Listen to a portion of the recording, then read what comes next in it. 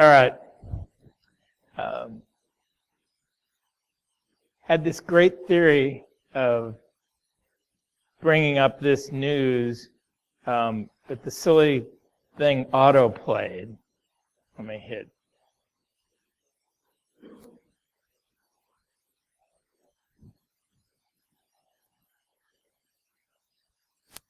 You probably saw this last week that yet another executive order saying everybody should be organized.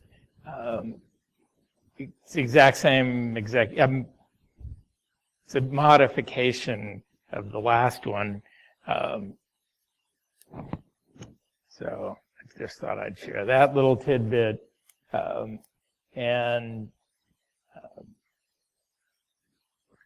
All of this, of course, in the sort of the topic of my discussion here is what we can do about NIST.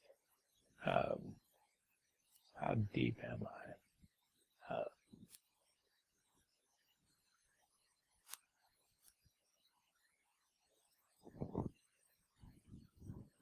Perfect. So what I was hoping to talk a little bit about today is the NIST framework and how it relates to all the other frameworks and sort of to your, if you will, day jobs, and the difference in responsibilities in the world of technical security between doing things and writing about things. There are a bunch of people, and maybe we're all part of them, that complain about how much of their budget is wasted filling out forms. I have been relegated to the job of form filler outer for our company, which I do on a fairly regular basis. And the punchline of my story is how to do that without wasting a lot of your day. So I'll get into those topics today. The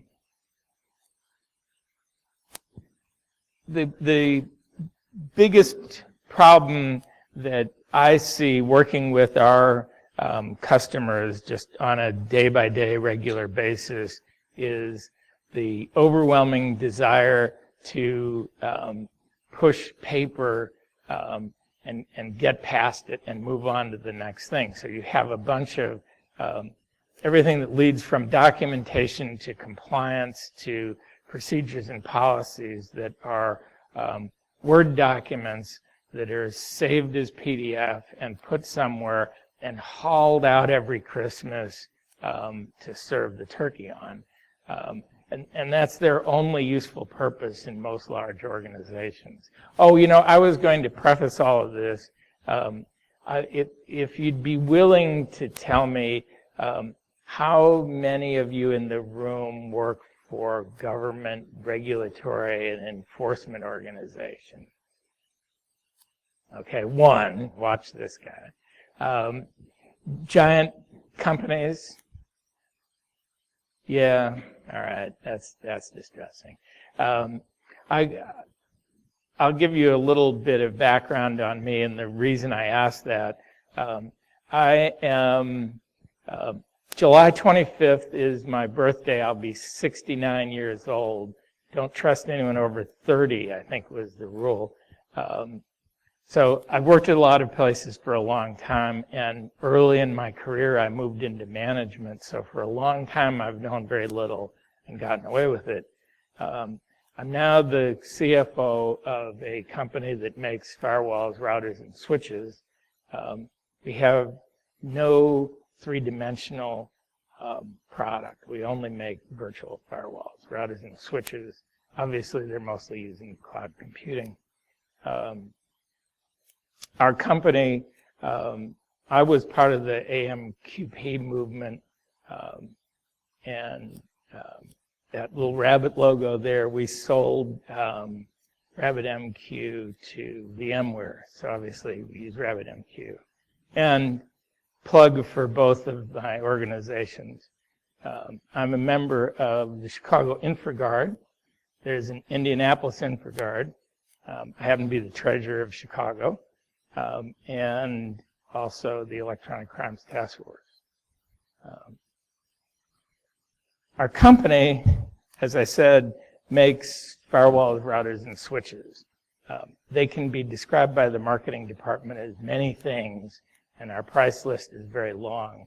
And if you look carefully, they're all firewall, routers, switches, and it's all the same software, as is the case for all companies that sell firewalls, routers, and switches, which are all the same thing.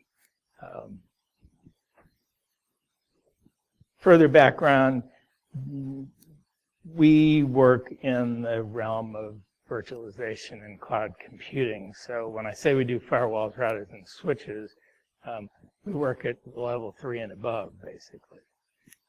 We don't sell equipment to Amazon. We sell equipment to Amazon users, for example.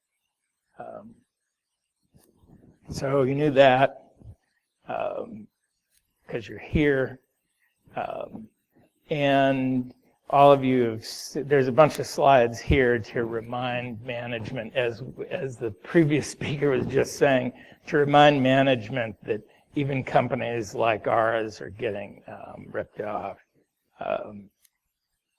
So I'll slip through all of those. There's the previous executive order.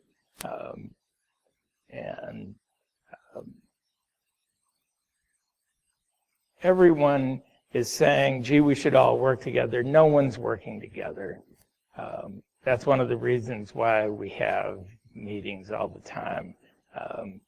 We have meetings to talk about working together. All these pre-NIST frameworks for managing security still exist and are still used. So this is a overview that I picked of relatively recognizable frameworks, right? Do any of you feel the need to comply with HIPAA? 1, 2, 3, 4. All right, right. And is that because you're in the medical business or because you have an HR department? So I was talking with someone last night. They have to do drug screening randomly twice a year, and the reason boiled down to the fact that it was part of their view of what HIPAA compliance meant. These were systems administrators, security guys, for their company, which had an HR department. They used Blue Cross. They didn't touch any medical records. Excessive. These are still sort of the Big Ten names in compliance requirements, frameworks, standards. So you can definitely get to the point where one day and particularly from my point of view, our products used by people who have to comply with all these. So then, as I said, I get dragged into the conversation about being able to answer the questions on the spreadsheet. So it's row 801, when did you stop beating your wife? Most of the questions that security groups have been forced to come up with in order to comply with a set of requirements that were written vaguely to cover a broad spectrum of organization and problems, then you sit there and say, well, in the vendor compliance realm, which is what's touching me most recently, I guess I better find out from them whether they do X, Y, and Z, right? And so you formulate a question based on an abstract thinking about security, and you send it to me, and I answer it, and then the follow-up questions, and then the follow-up phone calls. It's generally always the same answer, but every time you need to replay it. So one of the things that I've gotten used to, and our clients are getting better and better at is figuring out how to consolidate answers. And the punchline again is that NIST helps you do that. Just to be a grumpy old man, I thought I'd list out not all, but a series of seemingly logical classes that you could take with an unidentified company, and how much it might cost to take all those classes. Of course, you'll be retired shortly before you get finished. Do you all have all these? Okay, good. Me too. Not.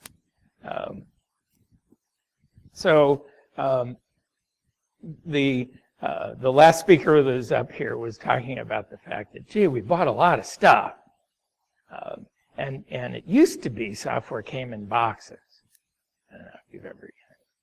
What happened was there was this stuff called software, and you'd put it on physical media, and then you'd put it in a box with a bunch of other things that other people paid you to put in the box. To work for Borland. And then the customer would take it and put it on a shelf because it usually was fairly attractive. And the more boxes you had, the more rank you had in the company. I don't know what you guys do these days. Well, there's a lot of cruft that doesn't have anything to do with doing your job. These are mostly all the list of things that we run into. And pretty much none of all the boxes that you've never installed, the certifications you have that you slept through the class but got an 80 on the test because you're really good at taking tests on security, don't protect your system. NIST had the unfortunate goal of trying to build a generic set of standards for security for everybody. These are the major 16 infrastructure sectors. So from a NIST point of view and from a FBI point of view, gee, all we need to do is protect all those things. There must be something that's missing. There's probably one other industry sector not listed. Gaming would come to mind. And so then, I don't know if you've seen this, but the NIST framework is broken into this logical sequence of responsibilities, tasks, process, right? Almost all of the frameworks have variations on this theme, and since NIST came out a couple of years ago, I have a picture here somewhere, and I tried the best I could. There's the Cloud Security Alliance put together a spreadsheet that, of course, takes their framework, which predates NIST by weeks, and maps it to all the other frameworks. So there'll be an item on framework A, your favorite, and then how its item number 3 relates to everybody else's. And you can't even get the spreadsheet to resolve out on a screen. So all of these frameworks end up being large documents. Over here in this far right-hand column is the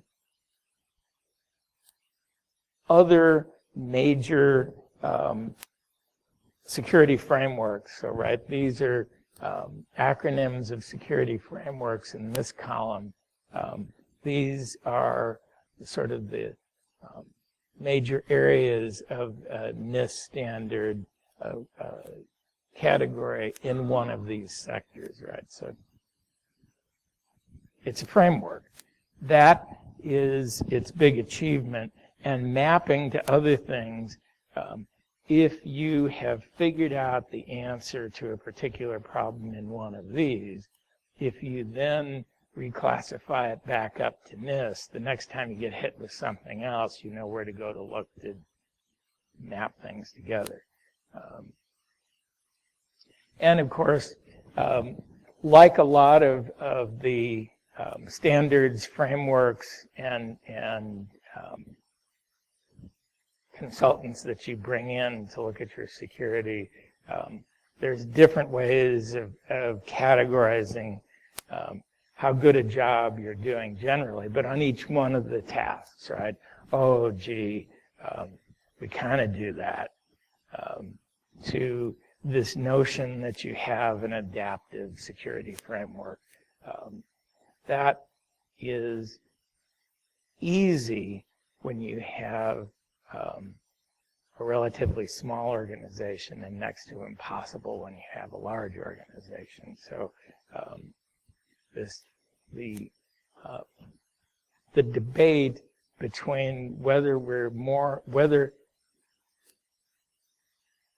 the winning organizational strategy is a isolated network strategy or a hierarchical strategy,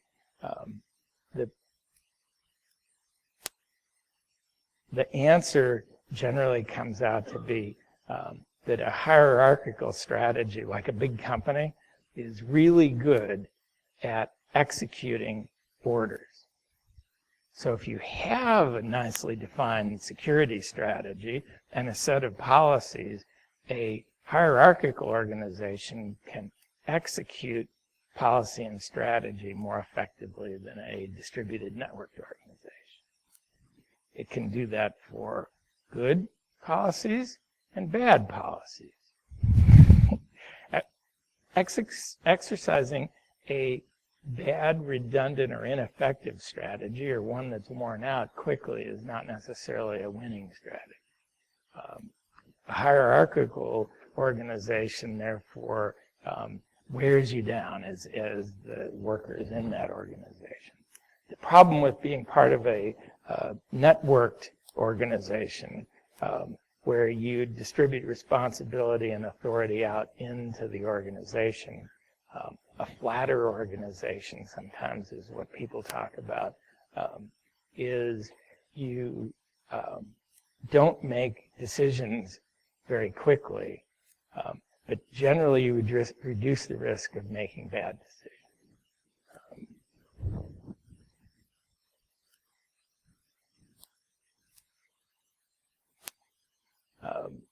So one of the goals that all the people who worked on NIST have, and one of the goals of any other organization, whether it's a profit-making organization or a not-for-profit organization that's in the business of paying people to either sell security compliance kits or do consulting or run classes, is to make their language the common language. We'd like it to be called Coke, not Pepsi. The notion of using the U.S. federal government to come up with a standard was maybe we can get everybody to just accept one common language because it'll be better for the practitioners. That is still a goal. As you saw, Palo Alto and Cisco intentionally name everything differently for a reason. They don't want you to know how to use the other company's product. You take my class, not theirs, and we'll just name that differently for you.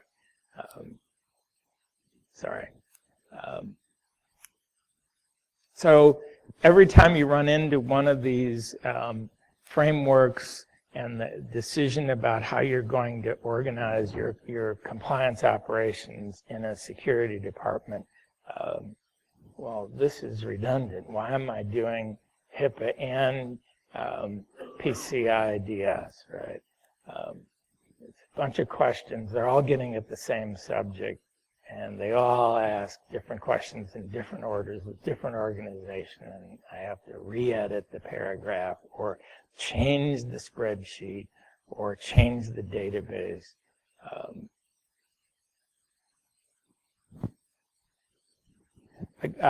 I'm sure the idea of penalties for non-compliance isn't going to happen. Probably the most effective approach I've seen is, and the closest thing to an organization that has some teeth is the credit card companies, because they're a monopoly. Well, they're an oligopoly. And their standards actually have questions in them that border on being a technically answerable question. They come very close. And, for example, the only place where you can sit there and there's a definitive statement not just about you oughta, but what you ought to do. Gee, you ought to be real careful here, and maybe you should use network segmentation to segment out your credit card app from the rest of your organization's applications and servers, right? Most other places sit there and say things like, standards say things like, gee, segmentation would be cool. You should consider it. Or do you use it? Because if you use segmentation, or you've thought about it, or you're going to use it, well, that would make you a level 2, and level 2 is better than level 1. There's a huge debate going on right now on a sub tangent, tangent of this. Should a cryptographic application, when it boots up, when a router boots up that's supposed to be cryptography, should it test to see whether cryptography is turned on? That's now a bunch of emails and conferences and sessions and meetings. Well, it turns out if you make hardware, it's too late. I have an idea. Don't ship unacceptable cryptography in something that's supposed to be a government standard. Leave those algorithms off the choice list. Don't allow the big button that says turn off encryption. Gray it out. Okay, we're done. Weeks and weeks. Does anyone have, so far, I'm mindful of time, and I wanted to get to the point where I'm talking about things that you care about. Has anyone seen anything so far that they care about or want to talk about or have a question about? Because I was just trying to sort of get a level set going on where everyone is. So this is my favorite.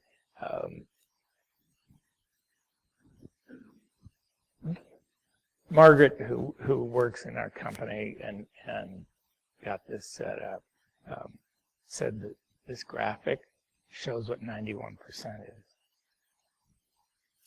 For those of you who aren't sure. 91% of the companies say they already have a risk-based security framework. That's pretty incredible. It's not true on so many levels. It's just surprising.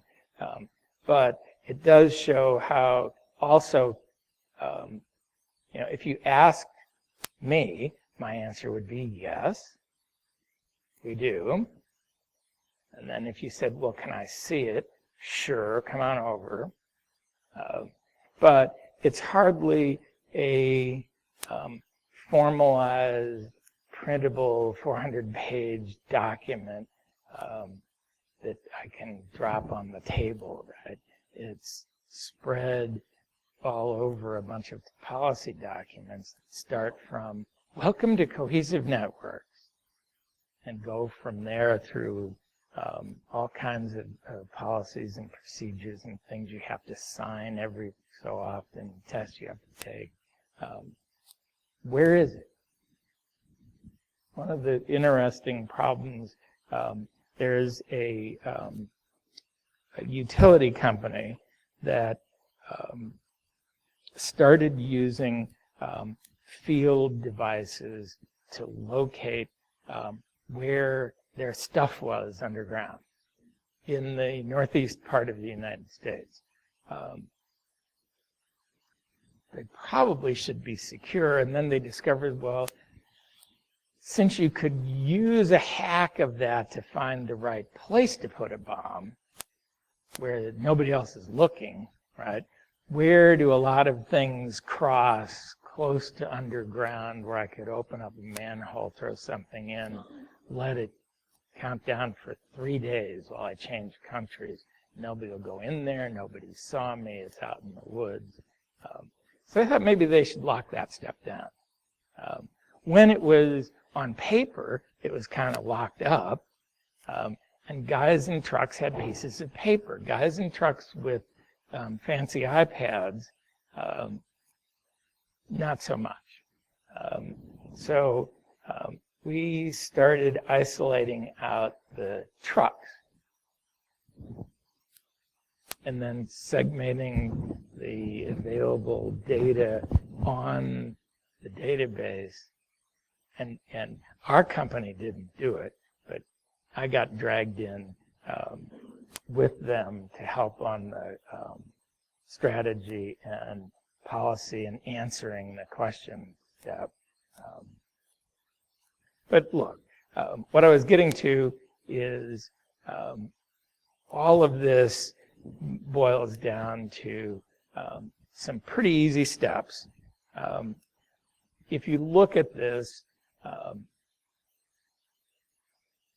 and this is a sequence that starts with you don't have a set of policies and procedures that you can document and share with regulators or customers or the board of directors security committee that just got formed yesterday or what have you, or just the chief information officer of the company needs to be able to sign a document saying he knows where all of the software is. If you're in the financial industry, I used to run security for,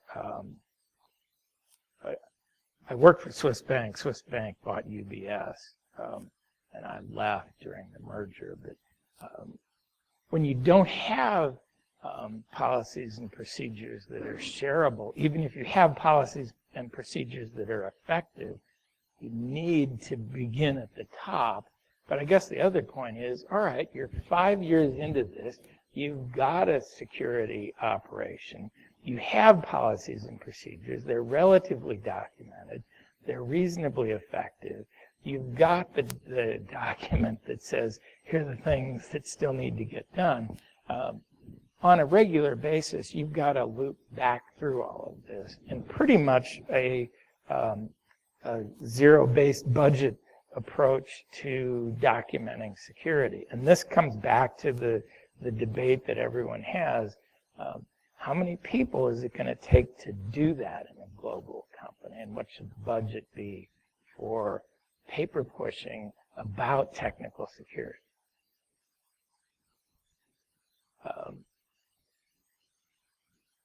It's incredible, and it generally means there's going to be a couple of lawyers working in the technical security department. We have our attorney sits next to me. I can whack her in the shoulder. And of course, I also sit close enough to our customer support desk that I can hear any conversations by our Chicago customer support team. And I actually read all the support tickets as they go by until I get confused, and then I go to the next one. So I don't try to solve any, but I do try to understand. If you think about, we're a cloud-based network.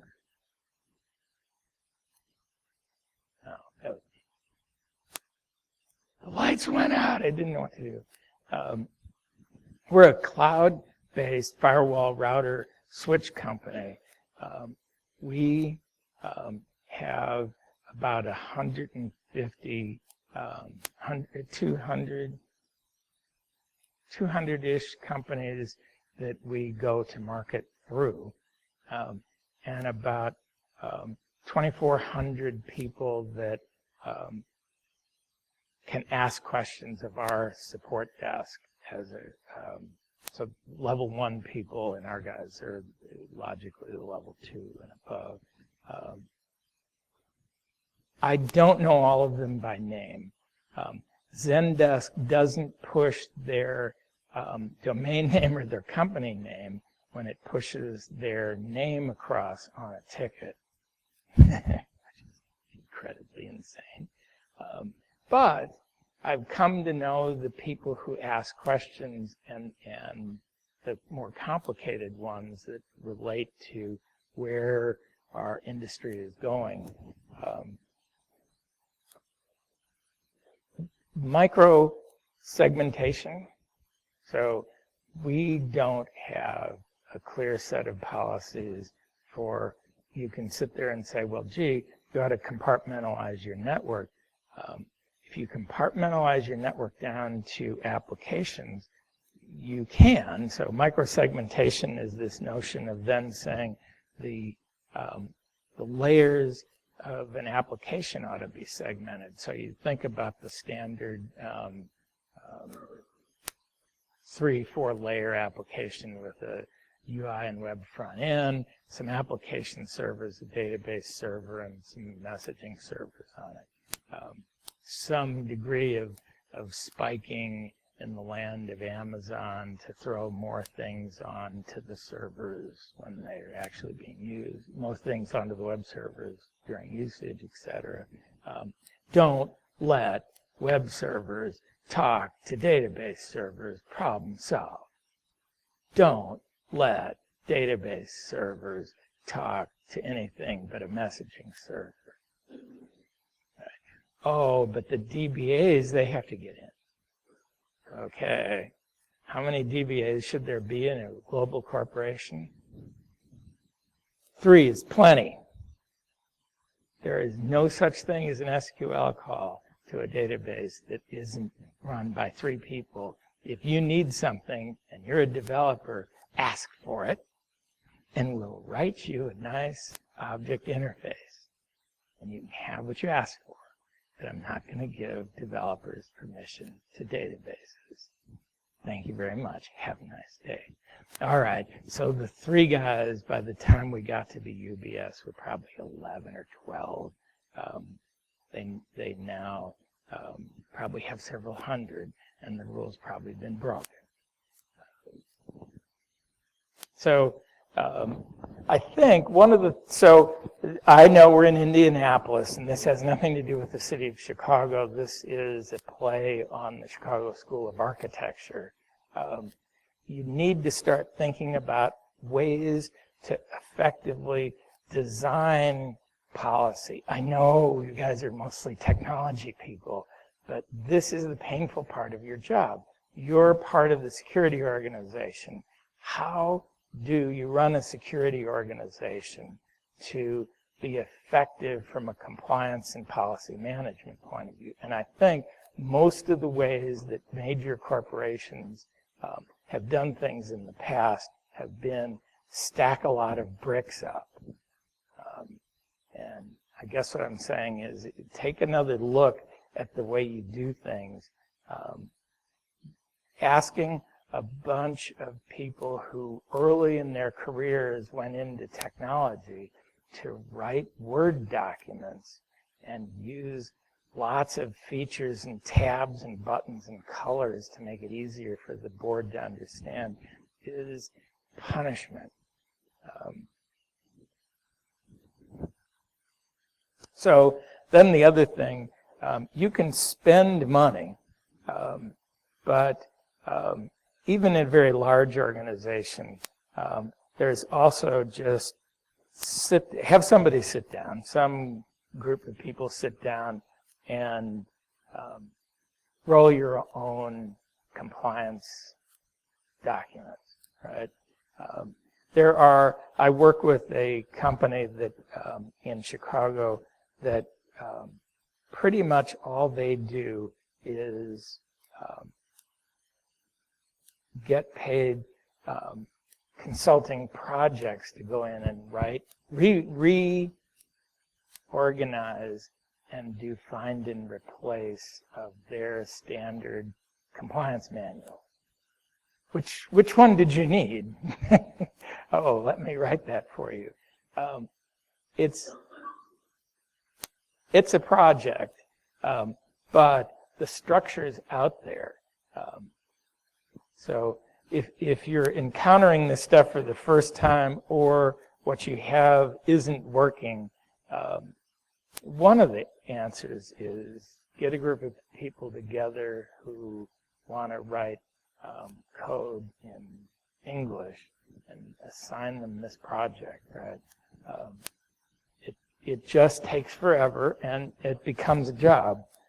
But there's nothing in here that you can't glean by going through the NIST standard. All right, perfect. Sort of page by page and saying, shit, I need a list of all of our servers.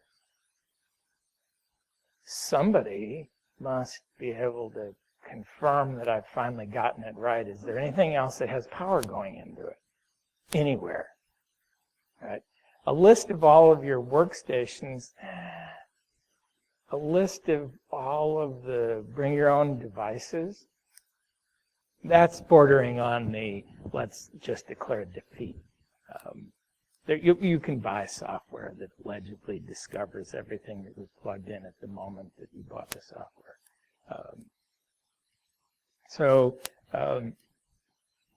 I was ahead of myself.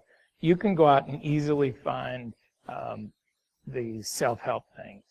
So that's another piece to all of this.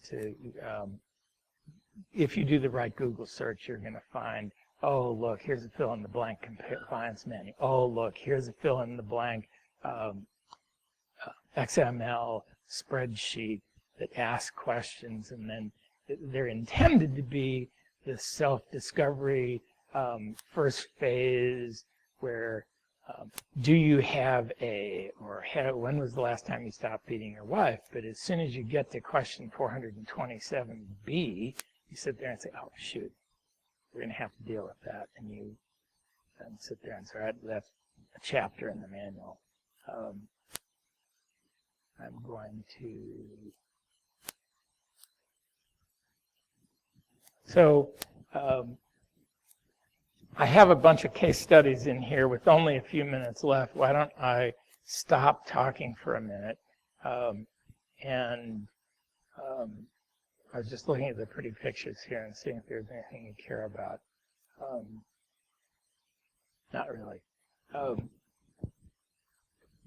Where are the pain points that anyone's seen lately on trying to be in compliance as compared to running security? Did any of you touch on any of this? You're just being polite and taking a quick nap. Where are you?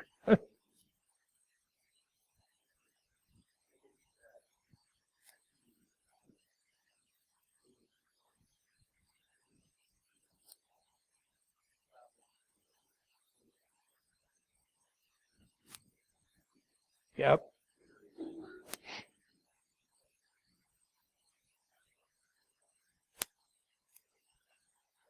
Right. This is a huge pain, and I think one of the reasons why it makes sense to realize how much time is being spent on demonstrating compliance and having auditors walk through and answering questions and realizing that, okay, now I need to figure out how to streamline answering that question. This is a huge irritant, and particularly from my point of view, when you look at what people are then doing in order to create the appearance of compliance as compared to solving the problem that the compliance requirement was intended to address. This is one of the rule injection into routers. If you write lots and lots and lots and lots and lots of rules, you must be doing something. And the justification for writing lots of rules is, well, we need to show evidence that we worry about that. Right? Guess what? You still have to get all those rules into the machines that read through them.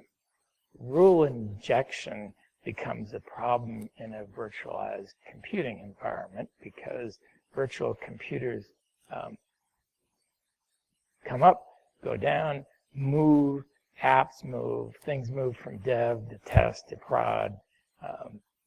The firewalls should be applied in development and move along. They don't get applied. How many minutes? 5? All right, there's 5 more minutes. I got 10 now. There, somebody says 11. I'm applying for a job in the organization.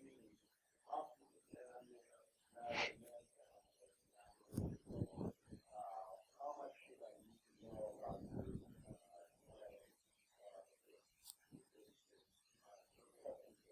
Yeah.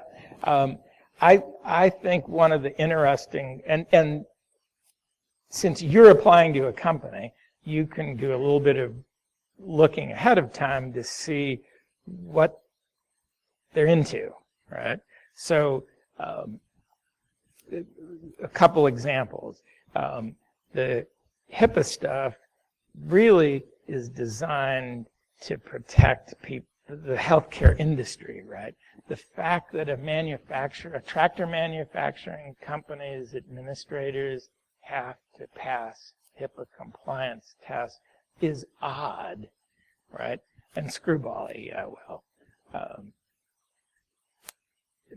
The other one that I think is a perfect example, there were 2 guys last Wednesday at some conference in Chicago where I met 2 guys from a casino company, and they have all these rules on the casino companies because casinos used to be run by the mafia. So if you're the state of Illinois, you pass all kinds of administrative rules to protect yourself from a problem that you've already decided you're going to deal with. So they had all these extra requirements that made no sense, right? They needed to protect the gaming machines and the data and the money, but they had all these other, we have to comply with all these other things. The credit card PCI compliance, our customers can pay for a VNS3 device on Amazon with PayPal. They can pay by credit card. They can pay by ACH. They can send me a wire. We occasionally get a check. They're these paper things come in the mail. We do not have to comply with any PCI requirements because we don't take credit cards. You can pay us with a credit card on PayPal or through our bank or through QuickBooks, but I don't take the credit card. Right? So I guess my answer is once you drill down into what business they're in, and of course how big they are, because the bigger they are, the more complicated, right? You can begin to figure out where those questions are going to come from. Do they have a chief information security officer on their website or on LinkedIn? Right? If you look up the company name and chief information security officer, or the acronym, now you know something. Even if you're not going to work for him, it tells you what the job of an admin and network of security admin is going to be in that company. It's going to have a lot of overhead of administrative process. That didn't answer the question, but it answered it.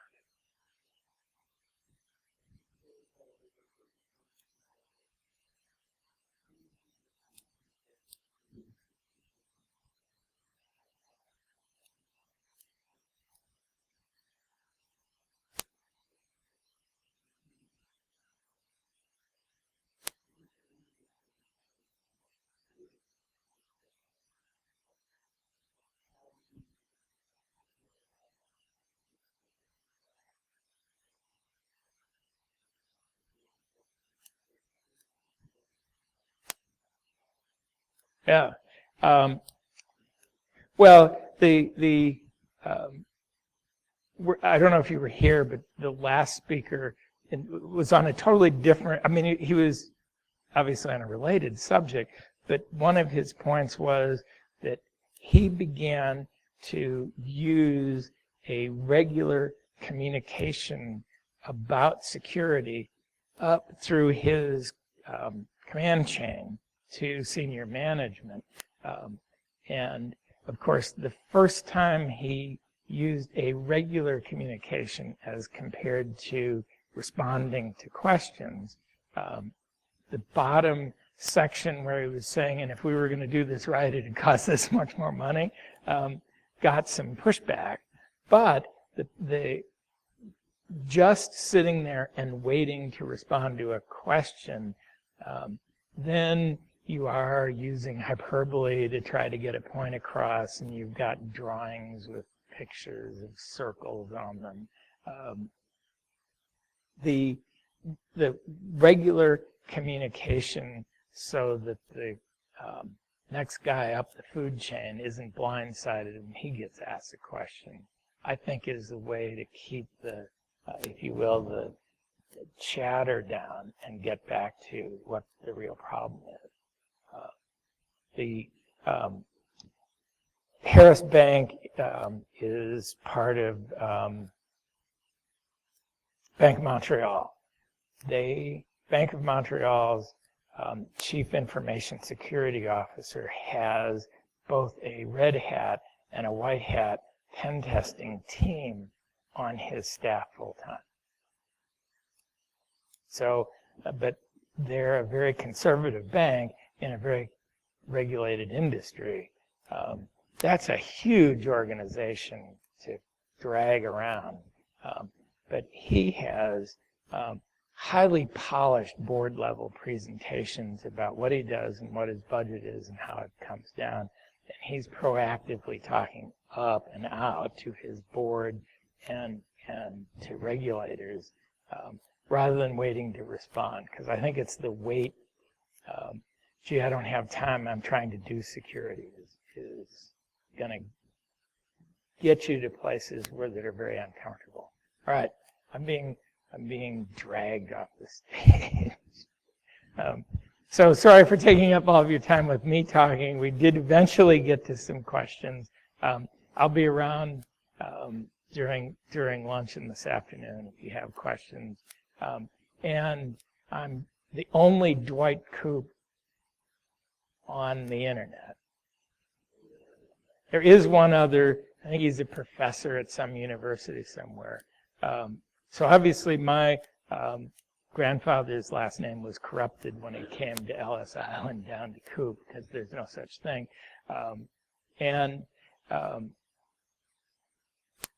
Cohesive networks, so dwight.coop@cohesive.net, and we're relatively easier to find by just typing in Dwight Coop.